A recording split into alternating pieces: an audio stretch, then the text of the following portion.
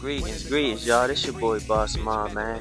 Shout out to everybody with cop a Boss and I cat pack, and shout out to the people that grabbed a cat pack, man. I want to let y'all know for the people who grab hats, I added on a free piece of jewelry to your cat, and for the ones who grab cat packs, I added a piece or two to your cat package. So I want to say thank you for the support. Make sure you stay tuned for another great episode.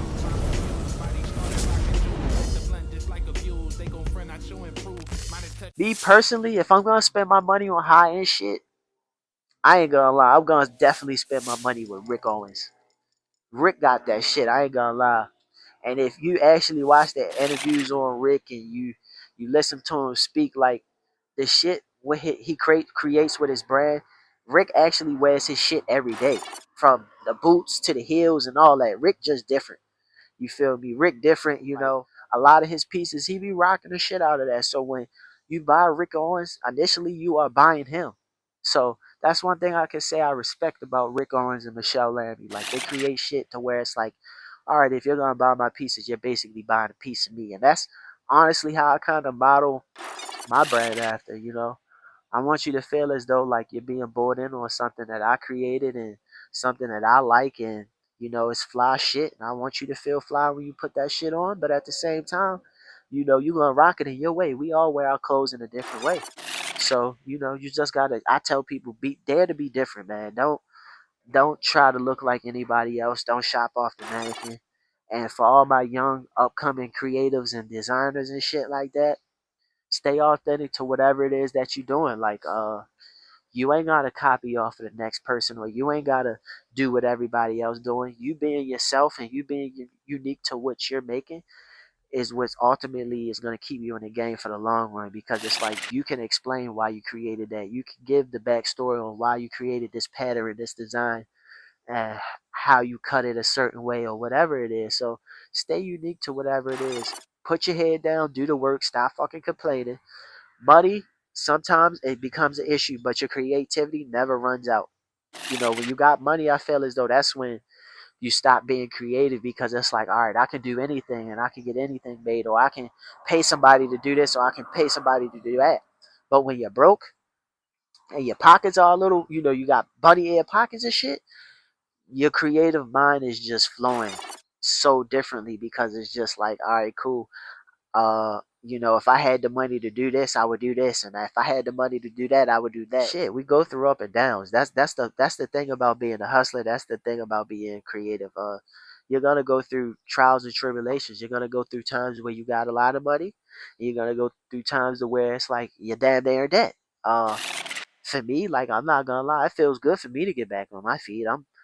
I start my new job this upcoming Monday is my orientation, and I'm back on the road driving across the country, marketing across the world. You know, I'm gonna be driving across the Northeast region, driving trucks, dropping off loads, meeting good people, uh, campaigning my goods all through the Northeast. So it's just like my little time off where I didn't have a job. I was kind of stressing because my funds was low, but now I'm getting my funds back in check. I can do what I need to do. You know, pay off these debt collectors, do what I need to do, make more products, and now it's just the sky's the limit, man. I tell people all the time, you gotta stay down until you come up, you know. It's more rewarding when you actually get it out the mud, you know, but when you got people funding you, or you got people you can lean back on what can help you out, that's also a bonus too. But don't take it for granted. The people that's helping you out, appreciate them. Take them to the top with you when you get to where you need to go. And that's basically what I'm doing, man. Just stay focused and, you know, never quit, never give up. You know, it's okay to take a break, but while you taking a break, use that time to strategize and come up with a plan. Strategize on how you might make a new pattern. Strategize on how you can be more vulnerable and how you can be more open to your tribe of people that are supporting you or that are buying your products. Like me starting this podcast was probably one of the smartest things I can do, because you're gonna start seeing the transitioning from when I was fucked up to when I'm up and I got money to do whatever I want to do, and I can travel across the country. I can travel to Japan. I can travel to wherever I need to travel to grab products and resources. I can go to California back and forth like once a month or once every 2 months or whatever, because now I got the money to do what I need to do. I have mastered bouncing back. I tell people all the time, like, I'm the bounce back king. But at the same time, I want to get to the point to where I don't need to bounce back.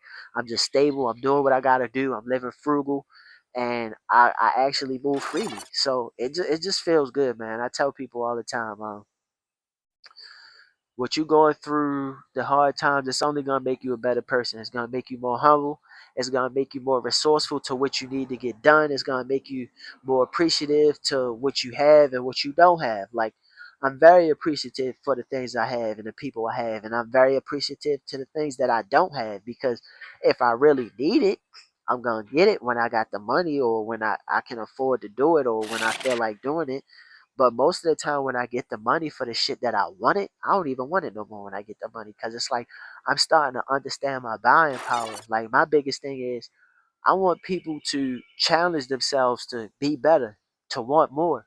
Uh, your dollar in America, your buying power in America means a lot. Uh, a lot of us grew up playing Monopoly. This is what we should be doing in real life. We should be buying real estate. We should be buying business real estate. You know, you want your money to work for you, not work for your money. Don't kill yourself fucking working, man. And I see that so much with people, like, what's doing what they got to do. Like, they just working for a check, but they don't have no residuals coming in. Like, they don't even got a fucking vending machine. This vending machines out here is as cheap as $200-300. You can go buy a used vending machine, but I look at it as, you got the Sam's Club membership, you got the Costco's membership, you can fill that vending machine up. All you gotta do is work on constructing a contract and putting that vending machine in a certain place, having somebody what can repair the vending machine if anything happens to it. Just have a residual income to where it's like, okay, cool. At least I know at the end of the month I got extra $400, $500 coming in, or I got an extra $200 or $100 coming in. Like, have something to where you can fall back on, to where it's like, if things come up, you can just stack that money up. I want people to challenge themselves, be better. All my upcoming entrepreneurs, fashion designers, creatives, stay consistent with whatever you're doing. Be mindful of the things that's going on around you. Research whatever it is that you're doing. And be progressive and be proactive. Like, be ahead of the game. You know, pray for the best, but always be prepared for the worst. Always, always be prepared for the worst. Cause shit, sometimes it just happens. Like, and you can't prepare for it. I mean, you can, but it just throws you off guard when shit happens that you don't plan for. So all the time, save your money, because your money can save you. Like, if I could go back like a year from time, like if I could go back a year from today, I'm not even gonna lie. I wish I would have applied for a better company. Like, right now, the company I'm going to now, I could have been working for last year around this time in California. Like, they got a lot of good openings, and I kind of got away from the plan. I'm not even gonna lie, because I'm so used to making money when I want to make money and being on my time. It's kind of different. But now that I'm more open to, and more like coachable to what it is that I need to be done, and I got like a 12-month plan, and I got my patterns and my designs for the upcoming fall. I'm thinking about dropping something for the summer. You know, I might give you guys a little small drop for the summer, something for the ladies, something for the men, uh, top and bottom, a few hat colorways, and I might just look out. So yeah, I'm definitely gonna do a summer hat drop colorway, and I'm gonna do something for the ladies and the men, seeing that I got a job and things is looking up. So, if, like I was saying, if you haven't been paying attention to TikTok, get on TikTok and look at all these manufacturers and all of these brands that's basically give you the details on how you can get shit in wholesale and how you can get it directly instead of going through the middleman. And, you know, get in touch with some of these people. See how you can better your product, and how you can get it more fastly, and how you can get it more done. Because I look at it as, if you're getting blanks from downtown LA, or if you're going somewhere in New York, or if you're going somewhere in Pennsylvania, Ohio, and you're buying blanks and they're charging you fucking $40 to $60 for a fucking hoodie, you might as well get it directly from the damn factory. Shockaware, uh, what else? Pro Club, Prime, all of these people that are overcharge you. I know Shockaway is pretty reasonable. T Style, they're pretty reasonable. It's a lot of brands, but just learn different techniques. Learn the language of fashion. Learn the different printed techniques from embroidery to DTG to screen print. To what else you got? To heat press. Learn the different languages and just learn the vocabulary when you get out here because you want to be precise with whatever you are, whatever you're making and whatever you're doing. So get out here and learn the language, do what you need to do, become flexible, get around people who want to see you win, put yourself in rooms where you can go to seminars, you can meet other good upcoming entrepreneurs and other upcoming people that are in your field that actually help you out and not gatekeep and hold things from you and just learn, you know. You must travel to see the world. You got to see the different ways people are living, the different lifestyles, the different backgrounds. You gotta the different, you know, you just gotta see how people dress. I don't know if people been noticing now, but like the Woodland camo, like I remember like probably a good 8 to 10 years ago, everybody had a pair of camouflage cargo shorts or a pair of camouflage cargo pants.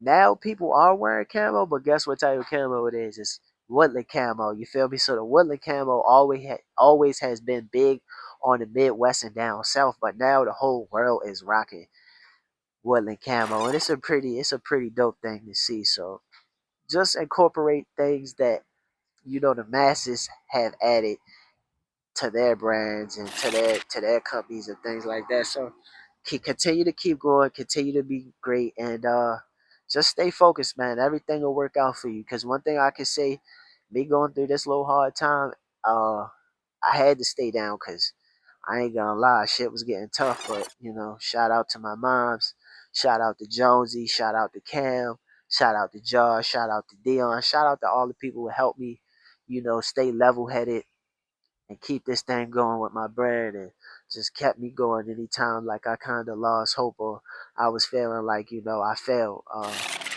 Because everybody, you know, like I said, we all take our falls, but it's not about how many times you fall, it's about how many times you get up. So, with that being said, I hope everybody has a great, blessed week. And I hope everybody has a productive spring, fall, summer, winter. Like, continue to keep doing what you need to do, and let's keep growing. And I want to thank you for tuning in on this podcast. And we'll be back at you with another one next week. All right, peace.